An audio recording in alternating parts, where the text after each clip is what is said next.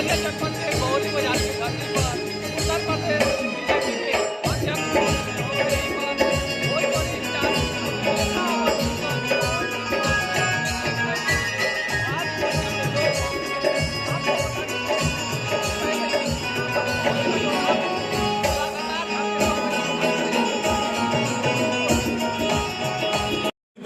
देवरिया जनपद के गौरी बाजार में स्वर्गीय श्री प्रमोद सिंह जी का आज श्रद्धांजलि सभा का आयोजन किया गया। आपको बता दें कि गौरी बाजार में श्रद्धांजलि सभा में उत्तर प्रदेश के अध्यक्ष भारतीय जनता पार्टी के स्वतंत्र देव सिंह और भोजपुरी के स्टार पवन सिंह पहुंचे हैं। वही आपको बता दें कि पवन सिंह को देखने के लिए भारी संख्या में लोग पहुंचे। आपको बता दें कि भोजपुरी के सिंगर पवन सिंह और अभिनेता पवन सिंह को देखने के लिए भारी संख्या में क्षेत्र के लोग पहुंचे। आपको बता दें कि श्रद्धांजलि सभा का आयोजन किया गया है गौरी बाजार में।